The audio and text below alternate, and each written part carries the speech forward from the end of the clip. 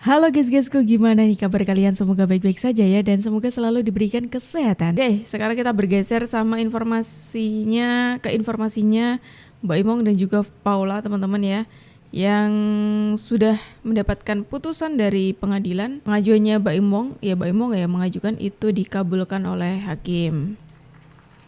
Dan ini apa ini? Mbak Imong gelar pengajian setelah putusan sidang cerai.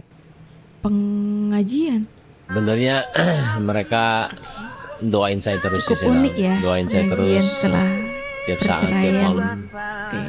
Saya sering melihat kadang-kadang ada yang sholat malam. Ya gimana, kita cuma bisa doa aja sih ya. Bingung juga harus sekarang gimana. Iya. Makanya sebegitu supportnya mereka untuk saya satu-satu ya. Kita nggak bisa ngebahagiainnya gimana ya, mungkin dengan cara begini mereka bahagia lah. Itu udah direncanakan untuk pas putusan apa gimana? Enggak, ini kemarin juga ada gini-gini. Ini kemarin ada, ini udah lama permainan kayak gini kan nggak pernah diinin aja. Oh bentar, ini agak menarik nih. Ada yang netizen yang mengatakan ada lagi syukuran perceraian, sakitnya jadi Paula dan anak-anaknya. Terus ada yang komentar katanya itu pengajian 100 hari ayahnya. Tadi sudah dikonfirmasi sama Mbak Imong sendiri sih kalau itu syukuran habis cerai. Nah ini Adinia bilang nih, orang dia bilang syukuran habis cerai gitu. Terus ada netizen yang juga berkomentar katanya selesai sidang perceraian bukan hal untuk dibuat syukuran, tapi seharusnya buat ajang introspeksi diri, memperbaiki diri yang salah untuk kedepannya. Perceraian ada korban anaknya, apa pantas syukuran? Tuh dia, saya sudah diwakili oleh para netizen ya. Sebagai ahli hukum yang sudah 38 tahun jadi pengacara, topik hari ini di medsos adalah ternyata selama ini benar Paula terbukti selingkuh dari lakinya. Aduh, emang sudah ada bukti selingkuh dalam arti hukum?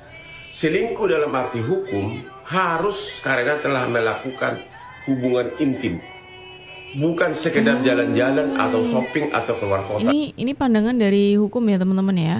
Ini langsung diungkapkan oleh Hotman Paris, HTP ya. Itu bukanlah istilah selingkuh di mata hukum loh.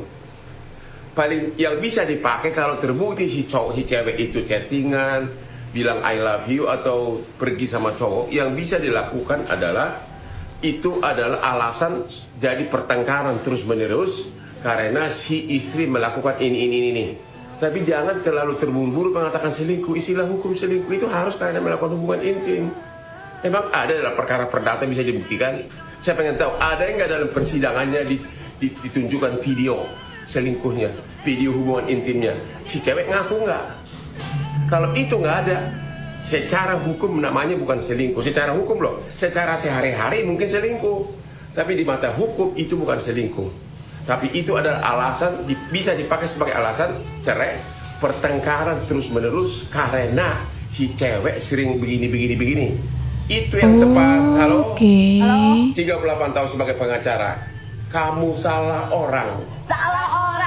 Sebagai ahli hukum yang sudah Ini pandangan Pak Hotman ya, yang menilai memberitahu kita gitu bahwa kalau misalkan masalah yang digugat itu adalah masalah perselingkuhan, itu harus ada buktinya, adanya bukti hubungan intim seperti itu. Kalau tidak ada, itu tidak bisa dijatuhi sebagai perselingkuhan, tapi itu bisa jadi alasan yang menimbulkan perceraian seperti itu.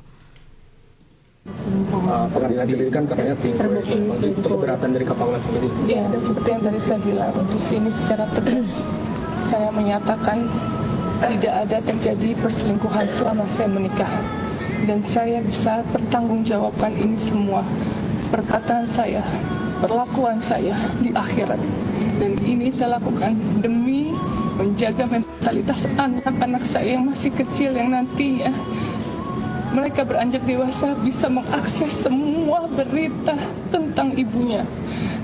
Dan saya harap di sini saya berdiri untuk seorang ibu yang melindungi anak-anak saya. Jadi saya berharap kalian semua mengerti. Kak, mungkin langkah banding akan tetap berjalan nggak Kak seiring dengan laporan di Komisi Yudisial ini? Baik, kalau kelanjutannya nih, kalaupun teman-teman. saya banding bukan karena saya tidak mau co-parenting, tapi saya ingin keadilan dari putusan yang disertai bukti-bukti yang ada. Ya. Oke.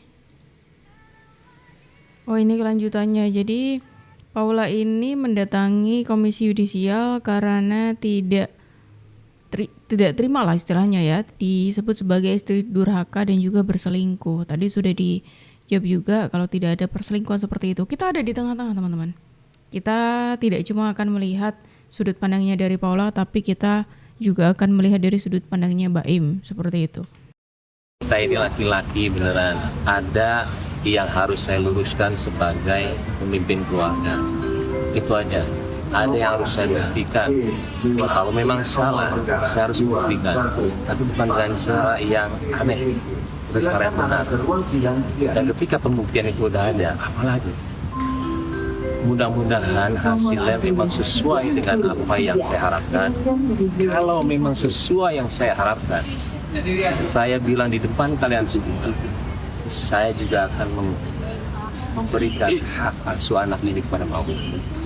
Jadi nggak usah apapun itu, nggak usah ada naik banding segala, sama dengan saya ya.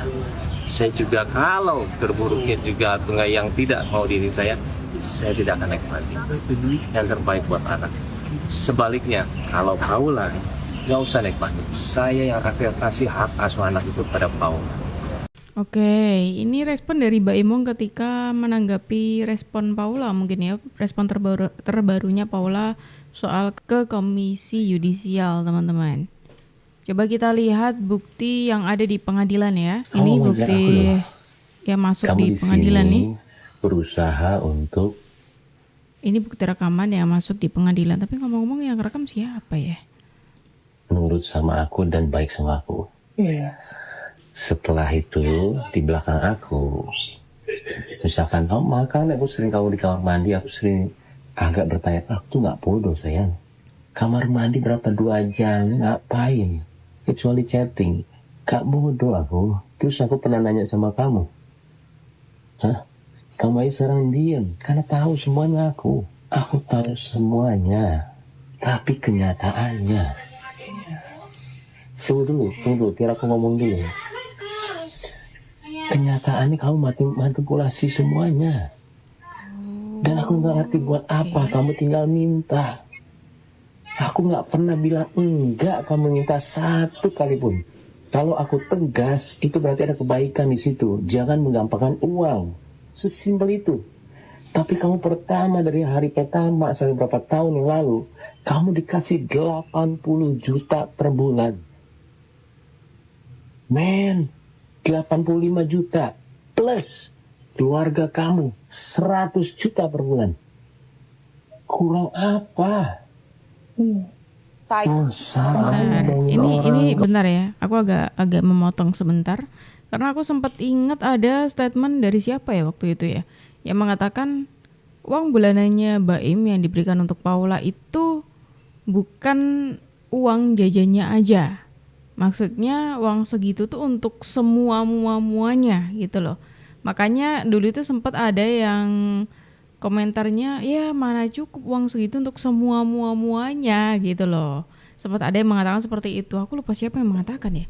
Pokoknya ada yang mengatakan seperti itu, dan itu jadi dibandingkan dengan Nagita Slavina, karena Nagita Slavina itu diberikan uang sama Raffi Ahmad itu hanya untuk jajannya aja, bukan untuk muanya, beda dengan Paula.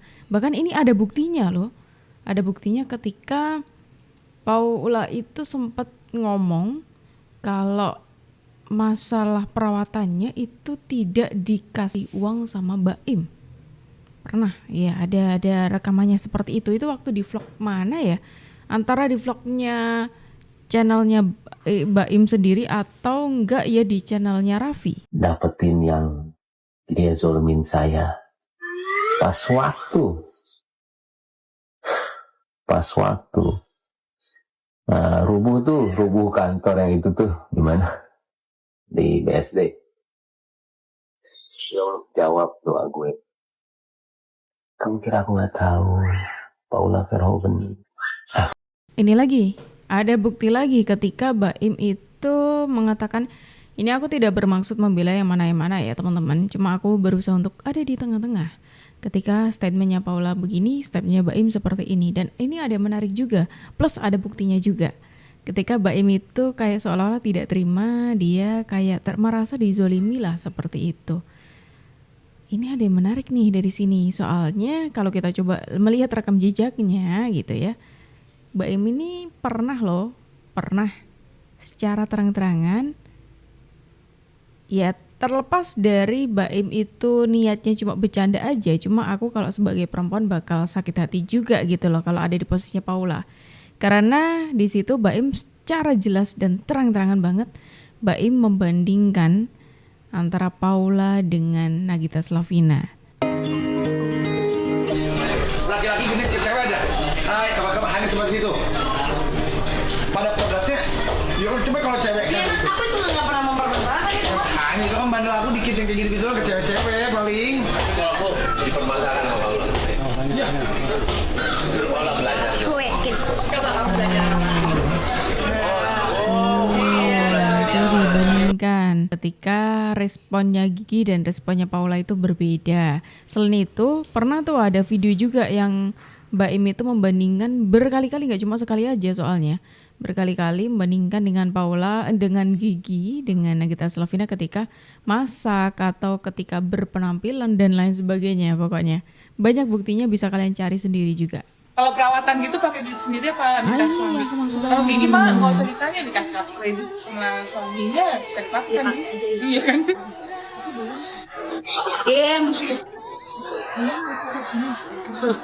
Kayaknya aku butuh psikolog gigi untuk lebih menginfluence suami aku. Dia nggak beli, tapi lagi beradaptasi. Tapi Tanya deh Paula. Beautiful soul. Kamu tuh bahagia banget ya sama Bayu.